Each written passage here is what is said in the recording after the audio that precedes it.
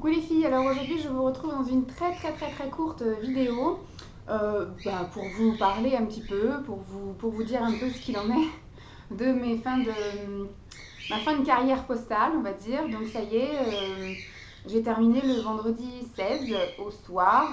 On va dire que le vendredi 16 a été une journée où j'ai juste justifié ma paye par ma présence. Je n'ai fait que discuter avec les gens pour leur dire au revoir, etc. J'ai mis 2 heures pour aller manger. Je suis allée en pause déjeuner avec un collègue. On était allé retrouver d'anciennes collègues sur un autre site. Et franchement, oui, on a mis 2 heures. On est parti à midi, on est revenu. Il était peut-être 2 heures moins le quart, un truc comme ça. Donc j'ai bien profité. Et puis après, sur les coups de 15h30, il y a mon responsable qui est venu me voir en me disant si tu veux, tu peux partir. Donc moi, faut pas me le dire 2 fois. Donc j'avais déjà surtout pris toutes mes affaires le matin, tout était chargé dans ma voiture. Donc en fait, vraiment, l'après-midi, j'étais là juste pour brasser de l'air.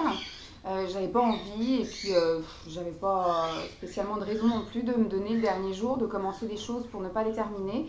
Donc du coup, j'ai plus fait du rangement, du classement, du ménage le vendredi et puis j'ai surtout dit au revoir un peu à tout le monde. Donc ça y est, je ne suis plus postière, enfin je suis postière encore administrativement jusqu'au 30 septembre. Puisque comme je vous l'avais déjà dit, ils ont refusé de me payer mes heures sup. Voilà, Dolly qui reprend une bouteille.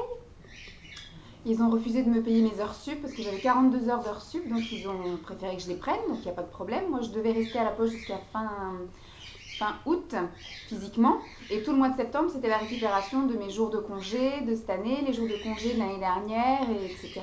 que j'avais pas pris. Comme du coup ils ont refusé de me payer les heures sup, du coup j'ai fait de la récup, donc j'ai récupéré mes heures et mes RTT, tous ces trucs-là. Du coup, je suis en congé 15 jours avant, donc je suis en vacances jusqu'au 30 septembre. Donc je suis encore postière jusqu'au 30 septembre. Et à partir, comme vous savez, du 1er octobre, je vais m'inscrire au Pôle emploi, bien que je ne dépende pas du Pôle emploi. Donc je n'aurai aucune formation de payer, je n'aurai aucune aide de rien du tout. Parce que la Poste a un service chômage. Donc la Poste, en fait, paye moins cher de charges tous les mois. Contrairement au privé qui paye on va dire, entre 22 et 25% de charges, parce qu'il y a les cotisations chômage dedans. La Poste ne cotise pas à ça. Donc à la Poste, on a que. Il n'y a pas une grosse différence. Je ne sais pas si vous entendez, il y a les travaux. En fait, quand on est postier, il n'y a pas une grosse différence entre le brut et le net, parce que la Poste ne cotise pas au chômage. Elle cotise elle-même de côté. Donc elle paye après ses propres chômeurs. Donc en fait, comme je suis chômeuse postale, je vais l'être en tout cas, il faudra que je me déclare donc au Pôle emploi en tant que demandeur d'emploi, etc. Mais après, c'est la Poste qui continuera à me verser des indemnités allocation chômage. Pas du tout à hauteur de mon salaire, loin de là. Je perds en moyenne entre 550 et 600 euros par mois. Donc c'est pour ça que ça va être une situation qui n'est que temporaire pour pouvoir enfin passer mon CAP et commencer enfin à travailler. Pour moi, j'aimerais bien, mais je sais que dans un premier temps, se lancer, c'est très dur. Donc, le temps que je me fasse ma clientèle, etc., il faudrait que je trouve effectivement un institut, une parfumerie, un spa ou un truc comme ça. Pas du tout dans cette région. Ma mère m'a encore prise à part il n'y a pas très longtemps en me disant dès que tu as ton CAP, ma fille, casse-toi, parce que si tu commences quelque chose ici, que tu commences à te faire une clientèle, ou si tu commences un peu à travailler ici, tu vas prendre des habitudes et tu partiras jamais. Donc j'espère en tout cas l'avoir là au mois de juin, mon CAP. Et comme ça, au mois de juillet, j'entame mes 2 semaines de formation corps. Et si tout va bien, au mois de septembre, je me casse. Donc dans un an, normalement, je vais me dorer la pilule au soleil.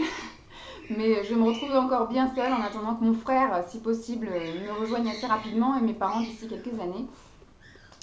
Donc voilà ce qu'il en est de ma situation actuelle. Sinon, pour celles qui me suivent sur Facebook, vous savez également que j'ai projeté cette semaine, mais je ne vous diffuserai pas cette vidéo cette semaine, de trouver un stage pour le mois de septembre. Et il s'avère que nous sommes là aujourd'hui le 21 août. Et que hier, j'ai pris ma petite voiture et j'ai dit aujourd'hui, je vais tout distribuer mes CV au moins dans mon quartier là. Et en fait, je n'ai pu donner que 2 CV à des enseignes qui sont ouvertes à l'année parce que les petits instituts de quartier sont encore en vacances. Donc du coup, ce que j'ai décidé de faire, c'est d'imprimer les pages jaunes, tous les instituts aux alentours, dans un délai de 20 km autour de chez moi, un truc comme ça. Et il y en a quand même pas mal dans toutes les petites villes et les villages qu'il y a autour. Donc ça me laisse de quoi espérer au moins quelques stages cette année. Et j'ai commencé à passer quelques petits coups de fil et il y en a quelques-uns effectivement qui me disent que leur patronne, donc soit ça répond pas, soit ça met un message comme quoi ils sont en vacances encore jusqu'au 26 inclus, donc ça ouvre seulement le 27. Et il y en a effectivement où il y a les petites employés qui me disent que leur patronne s'occupe de ça et qu'elle revient que la semaine prochaine. Il y en a même qui reviennent que début septembre. Donc du coup, je me suis un petit peu noté tout ça et je vais peut-être calmer le jeu cette semaine. Je vais surtout aller distribuer dans les grosses enseignes type Yves Rocher, type Marionneau, Nocibé.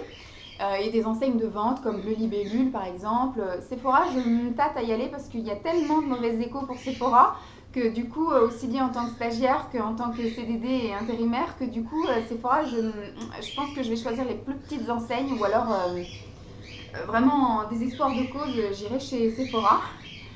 Donc voilà, je pense que cette semaine, je vais avoir du mal à trouver un stage, mais la semaine prochaine, vu que les vacances, normalement, sont censées commencer à se terminer, qu'il devrait commencer à y avoir des rentrées, du coup, je pense que voilà, j'arriverai plus facilement, du moins, à avoir les gens, à donner mon CV. Après, c'est pas dit que je décroche un stage tout de suite dans l'immédiat.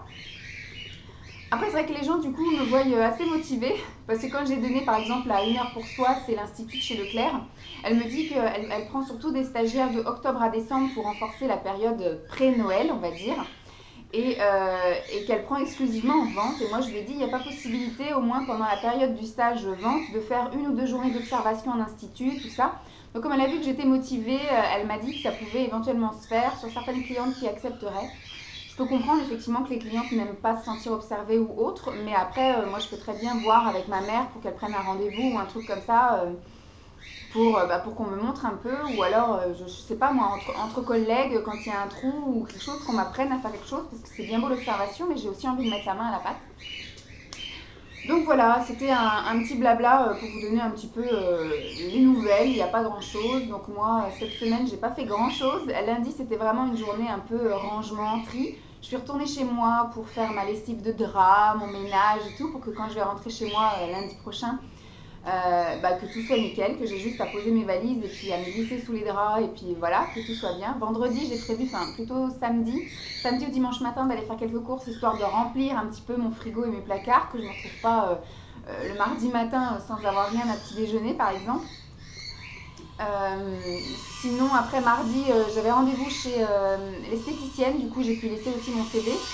Donc elle m'a fait les sourcils et puis un petit soin visage pour pas, histoire de faire la radine avec juste mes sourcils et puis donner mon CV, comme ça j'ai bien pu discuter avec elle. Alors normalement elle prend pas de stagiaire, mais du coup elle a quand même pris mon CV et elle me dit on va voir, surtout que c'est un stage non rémunéré et que j'ai l'air assez motivée, donc du coup elle va voir. Elle me tient au courant, donc je perds pas espoir. Je vais lui laisser, on va dire, une semaine et demie pour réfléchir et je pense que je la rappellerai à la fin du mois ou au début du mois de septembre. Voilà, sinon, ce que j'ai prévu de faire le reste de la semaine, qu'est-ce que j'ai prévu de faire? Cet après-midi, je vais voir le dermato, là, pour toutes mes histoires de micro-kystes et de boutons, soit de chaleur ou soit d'arrêt de pilule. Et puis après, jeudi et vendredi, j'avais prévu de faire la tournée des instituts, etc. Mais ça risque d'être un petit peu compromis. Je vais quand même continuer mes coups de fil et au moins aller voir ceux qui sont là et qui sont d'accord pour que je dépose mon CV. Sinon, oui, je vous disais également que j'ai un petit peu de mal en ce moment à me mettre en vidéo parce que je bosse quand même mon CAP, hein, j'ai fait mes petits cours. J'ai prévenu enfin mes grands-parents que j'arrêtais la pause, donc ma grand-mère est une angoissée de la vie et elle flippe, elle flippe, elle flippe. Mais mon grand-père est plutôt content, surtout quand il vient s'occuper là des oiseaux que vous devez entendre. Parce que moi, c'est des choses que j'aime pas trop toucher, donc je viens changer l'eau parce que c'est quelque chose qui est à l'extérieur. Par contre, tout ce qui est à l'intérieur de la cage, moi, j'aime pas trop toucher ça. Donc, je leur donne aussi des pommes, de la salade, des choses qui passent à travers les barreaux. Donc, ce qui fait que c'est mon grand-père qui vient 2 fois par semaine s'occuper des oiseaux, changer les graines, changer un petit peu leur fond de cage, etc., nettoyer leurs barreaux. Et je sais plus ce que je voulais dire. Ah oui, donc du coup, mon grand-père, lui, est plutôt content et surtout qu'il voit qu'à chaque fois qu'il arrive, je suis sur la table du salon en train de bosser mes cours. Donc il voit quand même que je suis assez motivée. Et puis voilà, on prend un peu en moi. J'ai déjà fait pour l'instant des soins visage et des soins mains sur ma mère. Vendredi, j'ai ma meilleure amie qui vient aussi se faire un soin. Normalement, c'est vendredi ou samedi. Elle me tient au courant. Soin visage, je vais voir aussi pour lui faire les mains. J'ai fait les ongles en gel pour ma maman, les pieds, ça je vous l'avais dit. Et cet après-midi, je sais pas si on entend les travaux, mais il y a les oiseaux d'un côté et les travaux de l'autre, c'est une catastrophe cette vidéo. Et sinon, oui, j'ai fait les ongles en gel des pieds, les ongles des pieds en gel à ma mère, voilà. Et cet après-midi, je vais faire, enfin ce soir plutôt, je vais faire ceux de ma belle-sœur. Donc là, je vais aller chez elle, enfin chez mon frère, quoi, et chez elle, et puis chez elle. Donc ça va être la première fois que je vais transporter réellement mon matériel pour aller chez une cliente, entre guillemets. Donc elle veut faire les pieds aussi parce que mon frère m'a dit quand il est venu me voir la semaine dernière qu'elle avait été à l'école d'esthétique pour faire ses ongles. Mais j'ai dit et moi alors Et donc elle avait zappé que moi aussi je savais faire. Donc du coup, bah là, me faire les pieds, je pense qu'elle ne retournera plus dans l'école et c'est moi qui vais m'entraîner sur elle. Voilà, sinon c'est tout, ça se passe plutôt pas mal, on a un beau temps, il a fait un week-end quand même assez pourri, mais du coup moi ça m'a permis de faire un peu de ménage, un peu de rangement, ici chez mes parents, parce que bah, j'y vis donc il faut bien quand même que j'entretienne, hein, je ne vais pas rester tout dans la crasse et laisser tout à mes parents. Sinon ce que je vous propose là pour le reste de la semaine en vidéo, c'est de vous faire un petit résumé de ce bouquin. Alors je vais vraiment faire un résumé assez rapide avec les gros titres, mais je pense que c'est les essentiels. Et comme il y a 1, 2, 3, 4, 5, 6, 7 parties, ce que je vous propose c'est de faire une partie tous les jours. Donc là je vais pré-filmer bien évidemment plusieurs parties et je vous diffuse quelques parties tous les jours. Donc la première partie par exemple c'est le visage et le cou, la deuxième partie c'est le décolleté et les seins, après c'est les cheveux, bras, mains, ongles, ventre, hanches, fesses, jambes, pieds et manger, boire pour être belle. Voilà, donc ce que je vous propose c'est ça, donc j'ai quand même les pré-filmés et quand je vous diffuserai cette vidéo là, je pense dimanche, bah, je verrai si vous êtes d'accord pour que de lundi à dimanche de la semaine prochaine, enfin pour vous demain jusqu'à dimanche, vous êtes d'accord que je vous diffuse une partie comme ça tous les jours. Voilà, je vous fais donc des gros bisous et puis je vous dis à très vite. Bye les filles.